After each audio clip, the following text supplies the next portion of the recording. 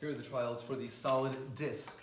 Its starting position at the connection point is at 5.8 centimeters or 0.058 meters for a starting height of 0.7 centimeters or 0.007 meters. The first trial will start at 1 meter along the incline at the connection point, which is a starting height of 0.124 meters. 3, 2, 1, go. Moving on to the 90 centimeter mark, 0.9 meters along the incline, which is a starting height of 0.113 meters.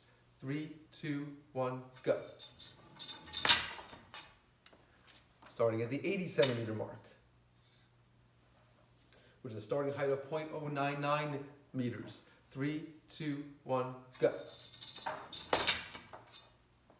Starting at the 70 centimeter mark, a starting height of 0.087 meters.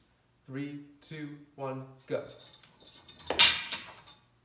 Starting at the 60 centimeter mark, which is a starting height of 0.074 meters.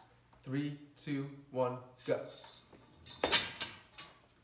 Starting at the 50 centimeter mark, which is a starting height of 0.066 meters.